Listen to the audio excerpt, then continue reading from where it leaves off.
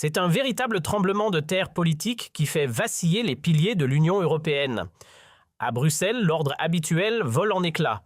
Le 16 juillet 2025, en plein sommet européen déjà sous haute tension, Giorgia Meloni, chef du gouvernement italien, surgit tel un ouragan et frappe fort, elle réclame devant les caméras la tête d'Ursula von der Leyen.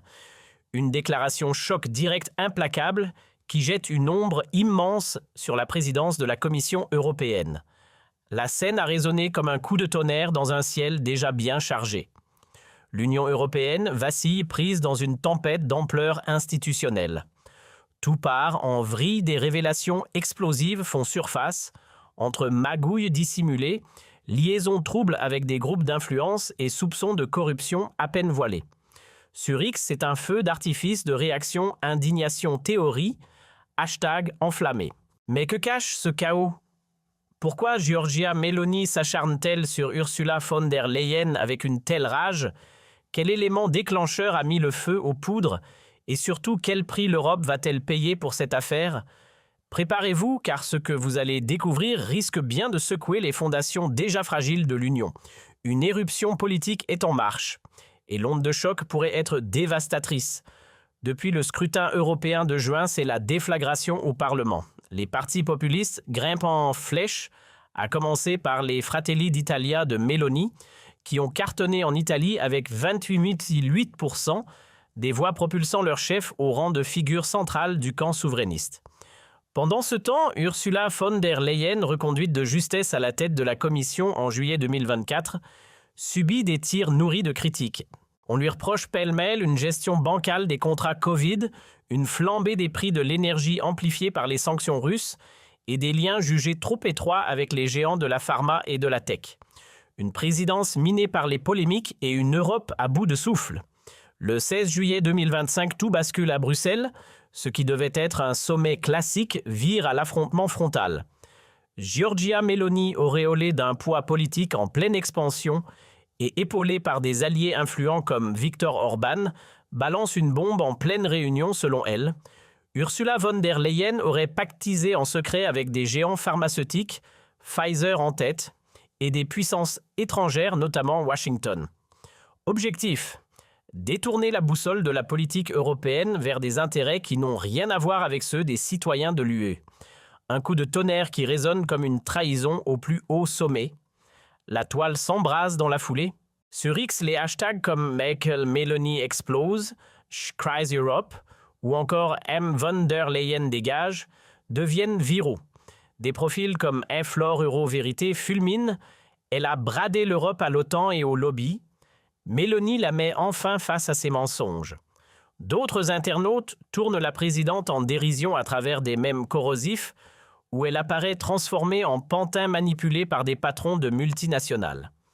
L'ambiance volcanique, les preuves supposées révélées par des figures influentes et reprises par des médias tels que Politico ou Il Fatto Quotidiano sont accablantes. Des messages cryptiques montrent von der Leyen négociant en catimini des milliards d'euros de vaccins avec Pfizer, mais aussi des échanges avec Washington visant à muscler les sanctions contre Moscou, quitte à faire exploser les factures d'énergie pour les foyers européens. Un cocktail explosif d'opacité, de dépendance extérieure et de cynisme politique. C'est un détail qui fait tout basculer. Un simple contact enregistré sur le téléphone de von der Leyen, apparemment relié à un haut ponte de Pfizer et à un officiel influent de Washington, jette de l'huile sur le feu. Ce lien trouble nourrit l'idée d'un accord secret qui aurait permis aux géants industriels d'empocher des milliards pendant que les citoyens européens, eux, passaient à la caisse, et le point d'ébullition est atteint le 17 juillet 2025, lorsque l'affaire éclate en pleine séance du Parlement européen. La tension monte d'un cran lorsqu'un débat est retransmis en direct à toute l'Europe. Les eurodéputés du groupe Identité et Démocratie, chauffés à blanc et galvanisés par Meloni, montent au créneau. Jordan Bardella, figure montante du RN et visage incontournable d'idées, frappe fort. Il accuse von der Leyen d'avoir sacrifié les intérêts des peuples européens sur l'autel des multinationales pharmaceutiques et des stratégies de l'OTAN. Sa déclaration fait l'effet d'un coup de tonnerre dans l'hémicycle au point qu'on doit interrompre la séance. Dans la foulée, Marine Le Pen entre dans l'arène numérique et assène « Von der Leyen incarne la honte de l'Union. Elle doit dégager. » Et même dans son propre camp, le sol tremble. Le Parti populaire européen, jusque-là fidèle soutien, montre des signes de rupture. Entre murmures polonais et désaveux allemands, plusieurs conservateurs commencent à penser tout haut que maintenir von der Leyen en poste pourrait bien faire chavirer tout le navire européen face à la montée en puissance des mouvements populistes. Du côté de la gauche, Manon Aubry, figure de la France insoumise au Parlement européen, ne mâche pas ses mots. Pour elle, Ursula von der Leyen incarne la trahison des élites, une présidente déconnectée qui a dilapidé des milliards dans des vaccins jamais utilisés pendant que les citoyens, eux, tirèrent la langue. Et ce n'est que la partie émergée de l'iceberg. Des fuites non vérifiées officiellement révèlent que la chef de la Commission aurait tout bonnement ignoré des alertes internes émanant de la Cour des comptes européenne.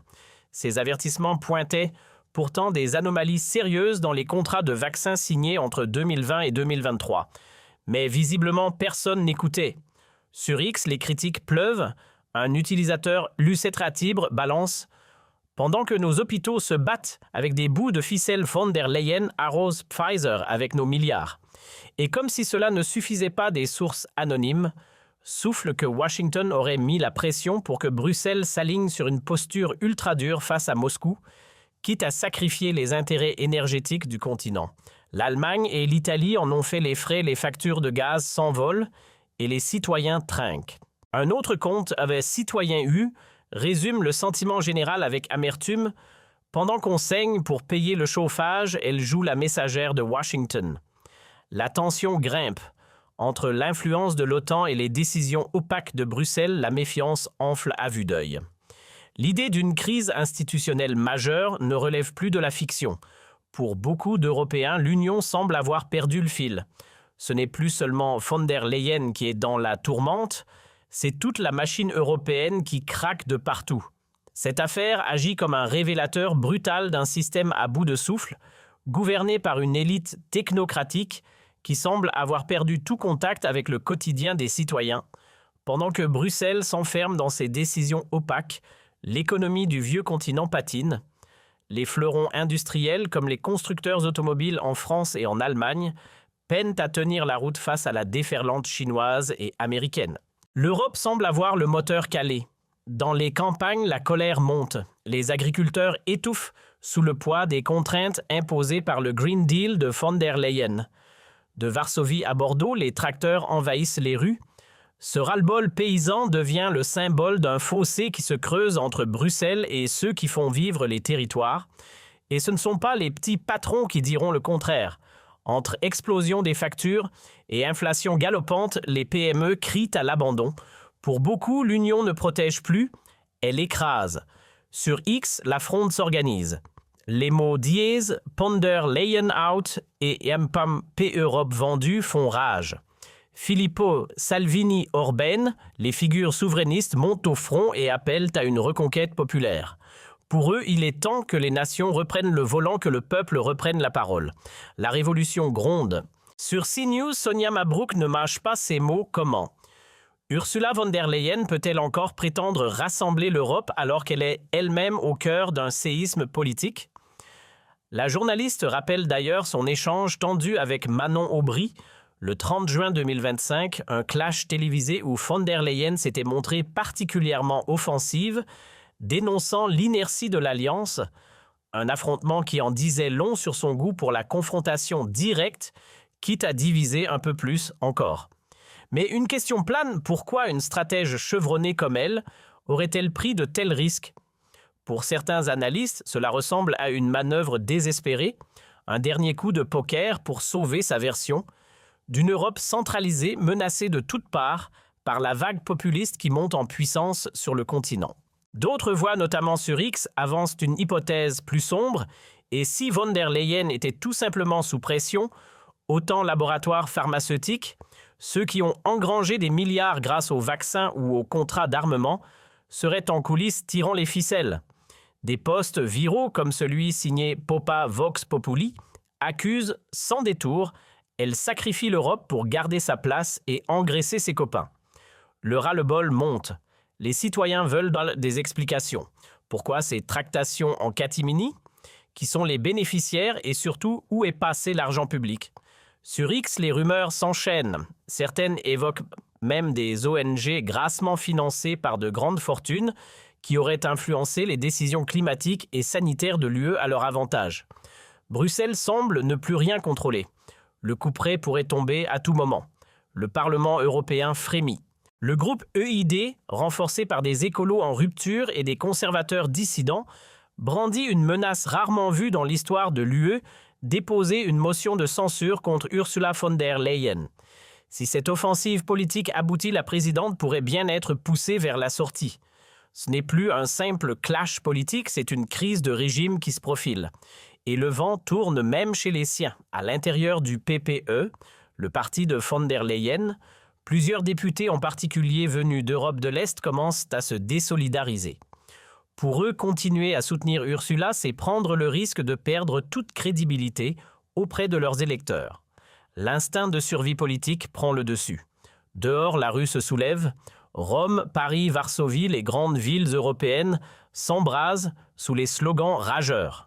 Les manifestants brandissent des pancartes accusant l'Union d'être prise en otage par les lobbies. Et sur X, le compte Eurorévolte résume la colère d'une partie du continent. Mélanie a vu juste. Pour que l'Europe revienne au peuple, von der Leyen doit partir. Une ambiance de révolte gronde dans l'air. Le fossé entre les citoyens et les institutions européennes n'a jamais été aussi béant. Selon les derniers sondages, à peine un tiers des Européens accordent encore un semblant de confiance à la Commission. Une perte de légitimité historique. Et ce n'est que le début d'une descente aux enfers. Dans l'ombre du chaos politique, une autre menace plane d'après des informations relayées sur X par des sources anonymes. Plusieurs cyberattaques auraient visé les infrastructures de l'Union. Ces attaques seraient l'œuvre de groupes liés à des puissances étrangères. Certains y voient une vengeance directe contre les positions anti-russes de von der Leyen. Les cibles, les serveurs internes de la Commission, et même si les autorités n'ont rien confirmé, la panique monte. Une fuite massive de données sensibles est redoutée.